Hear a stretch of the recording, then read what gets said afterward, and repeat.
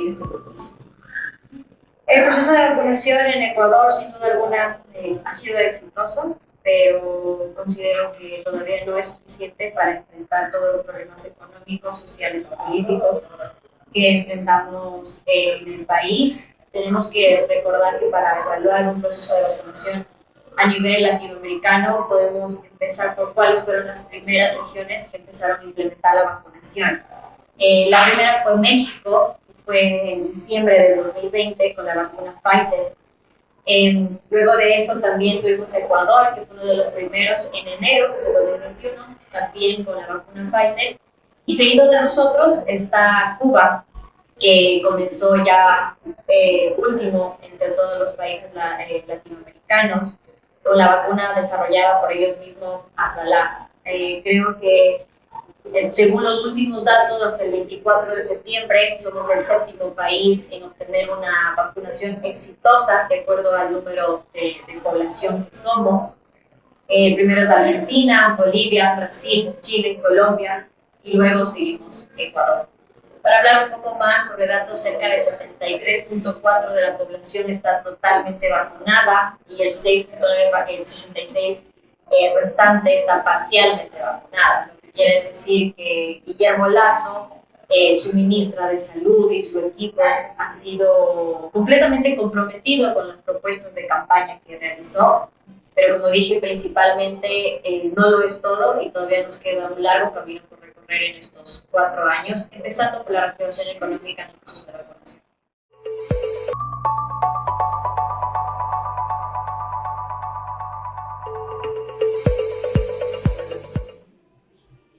Yo creo que desde que vino el COVID-19 estamos siendo liderados por un nuevo rey, que es el COVID-19, que nos infectó sin tener alguna razón económica, ninguna diferencia social, ninguna brecha de quiénes somos, de dónde somos.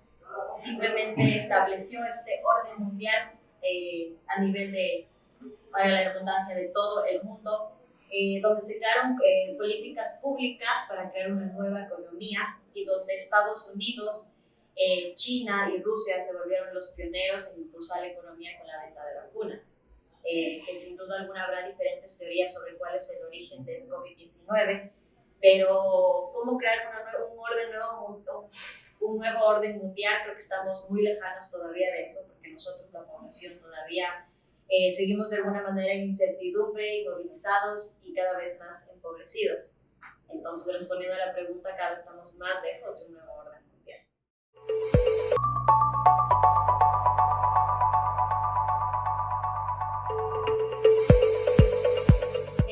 Creo que la reactivación económica luego del COVID-19 la enfrenta todos los países primermundistas y nosotros como país tercermundista. Deberíamos seguir ciertos patrones o ciertos ejemplos, como por ejemplo Italia fue el primer país que se reactivó económicamente e intentó ayudar a la ciudadanía, sobre todo para suspender el pago de impuestos, para ayudar a las hipotecas.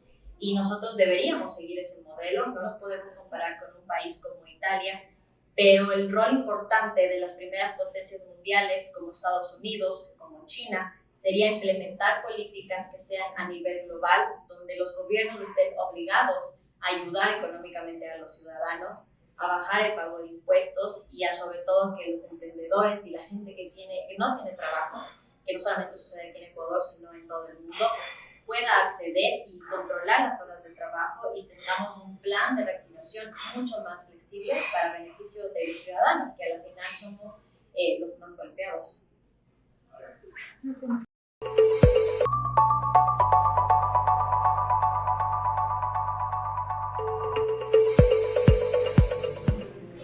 Estamos hablando de una política exterior que en el Ecuador hace muchísima falta. Podemos hacer referencia al último acontecimiento que fue CELAC 2021, donde 17 presidentes se reunieron en México para tratar algunas políticas públicas y privadas que incentiven políticamente internos de cada país. Ahí creo que existen ciertos mecanismos que Mercosur, Comunidad Andina, podrían trabajar mucho más y quiero nombrar un poco de esos 6 puntos. una de esas es centrarse en objetivos comunes y dejar de lado ciertas diferencias. Podemos impulsar la diferencia entre Venezuela con los demás países, buscar una ayuda colateral para poder ayudar a los hermanos venezolanos a salir de la crisis, lo mismo con Cuba y lo mismo con ciertos inmigrantes que están saliendo de sus países, y a eso se une combatir el crimen organizado y la ola de migración que estamos teniendo, ¿no? Ciertas políticas exteriores que ayudan a buscar que los países ciertamente se junten y ayuden a los demás. Podemos evitar la migración en El Salvador, en Nicaragua, en Guatemala, en el mismo México e incluso Ecuador, que ahora está registrando altos índices de migración hacia los Estados Unidos para encontrar mejores niveles de vida, tanto económicos como sociales. La otra puede ser producir lo que la región consume, ¿no? Los recursos naturales de los que cada país es rico. Hablamos del petróleo, de la electricidad, de cosas que nosotros mismos podemos incentivar, producirlos en nuestro país para que los ciudadanos gocen de eso, y así podemos de cierta manera ahorrar exportaciones o importaciones que explican un gasto público para cada una de las naciones de toda Latinoamérica. El otro también sería el llamado FMI.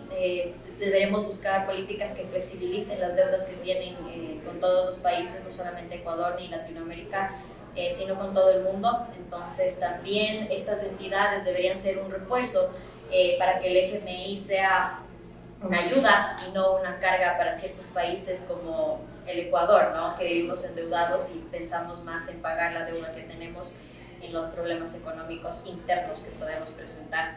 La otra es ciertos países que pertenecen a estas entidades asistieron al Acuerdo de París para tratar el cambio climático que existe en todo el mundo, y pocos de ellos lo estamos cumpliendo, ¿no? El cambio climático que enfrenta el mundo entero es algo abismal, por lo que pronto nos dejará en una sociedad empobrecida, porque nosotros, Ecuador, no tendremos la suficiencia para poder producir estos recursos que nosotros tenemos, como son los vegetales, nuestros camarones, nuestras bananas, que son una fuente de ingreso económico en cuanto a la exportación.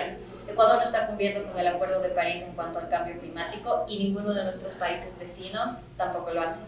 El trabajo de estas entidades debería ser reforzarnos a volver a esto que nos comprometimos.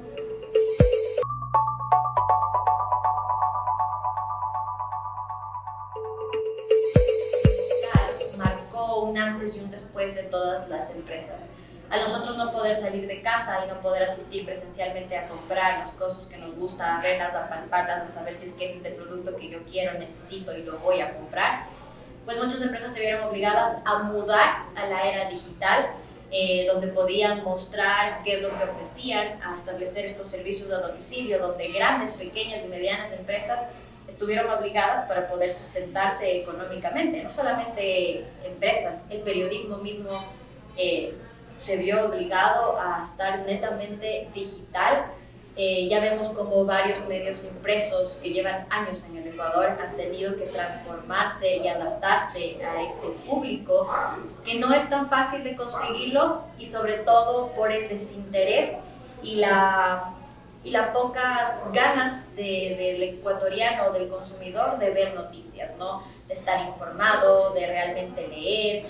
Entonces, creo que el marketing digital va ligado a muchas ramas, no solamente a los comercios, a la era del periodismo, a las empresas grandes. Es una necesidad más que ahora, creo que algo como una alternativa que una empresa podría tener.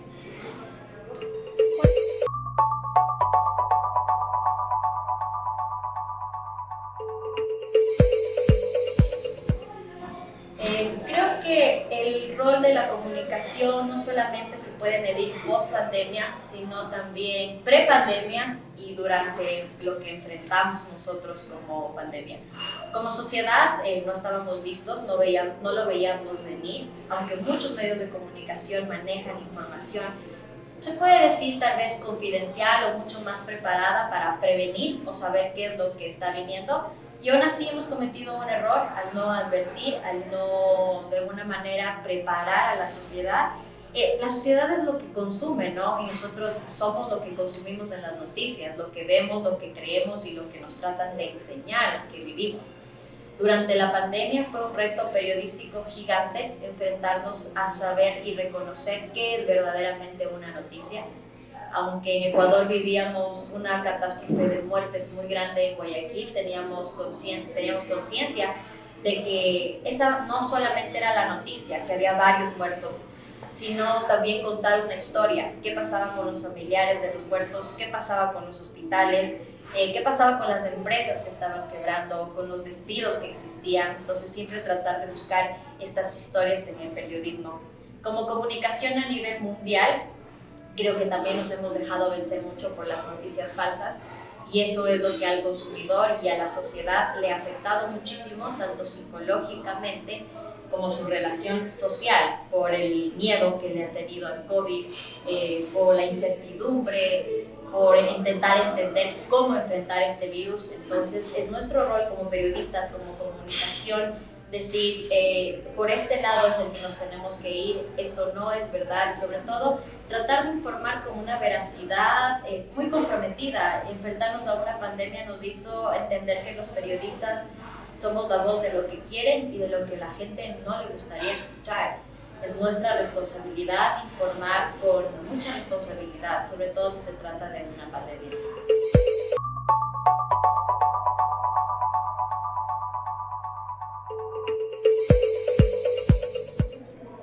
El futuro es de incertidumbre. Si estamos hablando de medios de comunicación tradicionales, ya vemos lo que está pasando con estos grandes medios como El Comercio, El Universo, medios que han sido para la sociedad de alguna manera un ente que va hace muchísimo tiempo intentando hacer periodismo y comunicar a la gente. Sin duda alguna es de incertidumbre para poder comprender cómo se manejarán estas políticas, cómo nos mudamos a la era digital y cómo tal vez no pudieron adaptarse, como ya nadie compraba un periódico, muchas personas han perdido el interés en ver la televisión, en estar informados y buscan otros mecanismos. Además, creo yo que ahora tenemos una herramienta que de alguna manera se opone a esto, que es el Twitter, ¿no? Ahora muchas personas que tuitean y que conocen, que han visto, hace que eso sea una noticia, y creo que eso no lo convierte en un medio de comunicación, en un periodista, hasta que lo vivas, lo presencies, lo documentes y sobre todo luego lo contrastes, que lo que tú estás mencionando, diciendo en esta plataforma, en esta red social de Twitter es verdad, para luego procesarlo y ponerlo en un medio de comunicación que sea lo que la gente consume.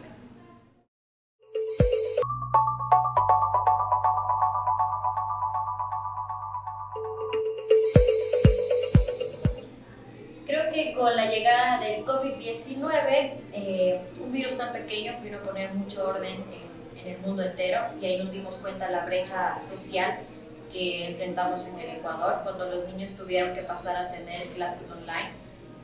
Nos dimos cuenta que en el Ecuador muchos de ellos no podían tener acceso a la educación por el simple hecho de no tener internet. Creo que la educación es un derecho desde que somos muy pequeñitos, y al limitarnos a decirnos socialmente y económicamente si es que tus ganancias mensuales no te alcanzan para poder contratar un servicio de internet, te estás quedando sin educación. Podemos tener claro que en ciertos pueblos, zonas marginales, puede ser en la costa o también zonas rurales bastante pobres, como es en la provincia de Cotopaxi, de Chimborazo, existen personas que no conocen sobre el internet porque tienen una analfabetización digital muy grande. Recuerdo que cuando yo era alumna hice un reportaje sobre cómo la gente no conocía lo que era un celular, no conocía lo que era una computadora, y ellos estaban obligados a vivir por el resto de su vida en lo que mejor supieron hacer, que era en sus cosechas, en sus tierras, dedicarse a su ganado.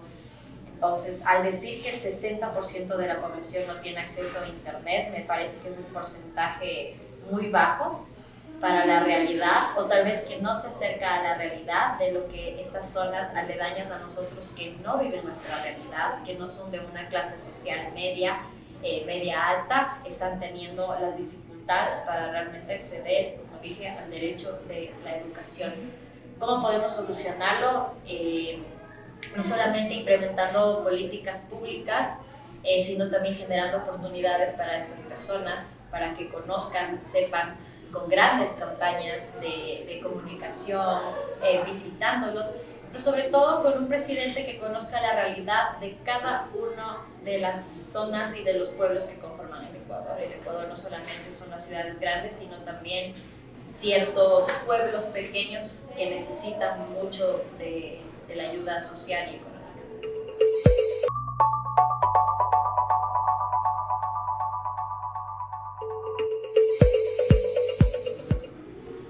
Es un reto bastante complicado, es un reto en el que nos vamos enfrentando ya hace varios años, pero ha venido tomando posición y ha tomado un gran puesto en la sociedad al momento en el que saltamos a la era digital de las noticias. Ahora, pues, el que abre Twitter, el que abre Facebook, el que está en Instagram, trata de informarse por esos medios y existe esta masiva cantidad de fake news, no solamente en el Ecuador, estamos hablando incluso de los trolls, de tantas cosas que se han creado, que vienen desde grandes países de Rusia, de China, de Estados Unidos. Y ya veíamos como el presidente Donald Trump trataba de hacer política por las fake news, trataba de siempre estar en contra de eso. Y de alguna manera, como sociedad, nos ha afectado muchísimo y nos queda un largo camino por combatir. Aún creo que estamos empezando y las fake news aún están en pañales para toda la cantidad de cosas que puedan venir. El COVID solo vino a desnudar una parte de eso, pero estamos todavía en el proceso de lograr y luchar contra eso por el poco control que podemos tener en las redes sociales.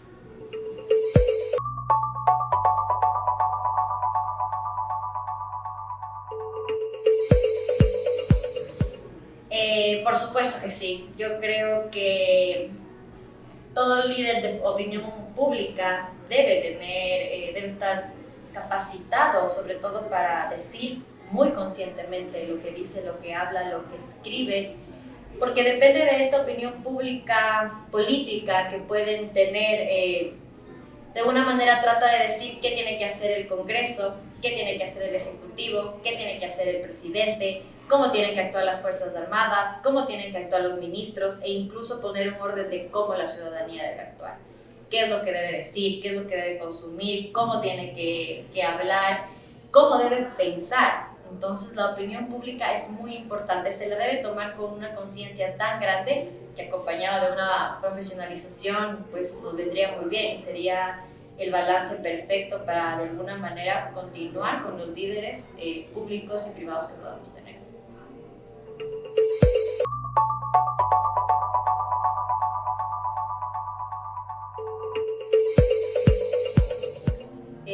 Creo sinceramente que sí, nos hace falta una ley de comunicación que regule lo que los medios digitales podemos hablar, decir, no por el hecho de que dejemos de ser serios, no por el hecho de que por lo que estemos en digital nos vuelve menos profesionales, sino por que comenté sobre quién puede publicar las noticias, qué es lo que se dice en Twitter, qué es lo que se dice en Instagram, ¿es eso un medio de comunicación? ¿Es eso un periodista?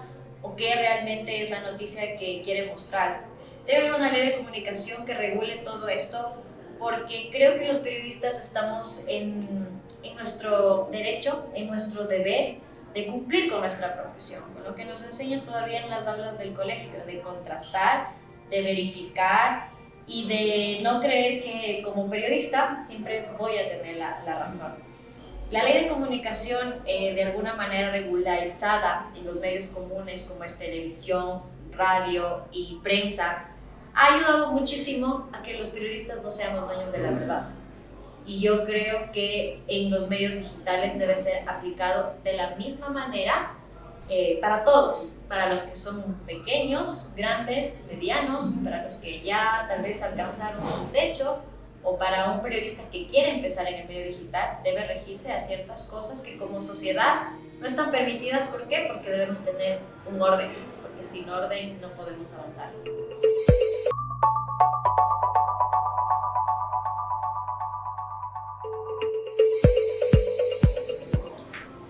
A la comunidad de cibernautas de este contexto político, creo que cada vez que abro el Twitter a veces me asusto más de el impacto que ha tenido en la política.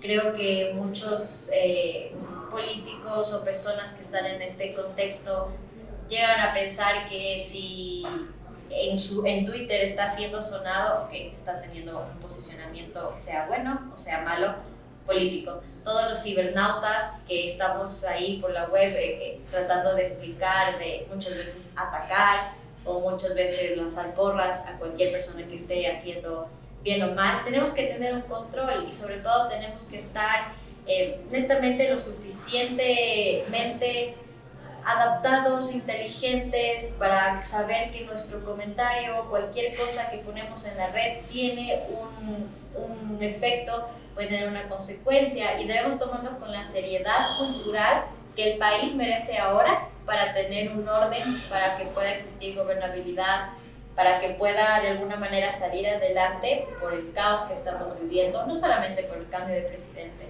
sino también por este problema económico que tenemos que el COVID nos trajo. Necesitamos ser muy conscientes con todo lo que en las redes sociales se publica, tanto cualquier profesional, los periodistas, los abogados o mucha gente que simplemente son espectadores como sociedad y también como periodistas. Yo siempre cuando veo jóvenes todavía en la universidad les recuerdo que no se olviden lo que aprendimos en las aulas, porque ahí nos enseñan muchas cosas que luego cuando salimos al mundo laboral no las aplicamos y son cosas básicas que debemos tener. Hablábamos del caso de Australia o de países mucho más avanzados que nosotros.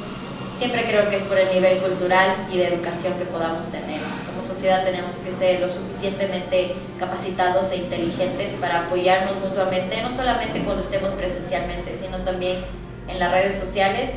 Y el trabajo como ciudadano mismo, no solamente como un periodista, es estar informado, saber si lo que estoy leyendo y lo que estoy consumiendo es verdad, porque solo así podremos avanzar como ecuatorianos.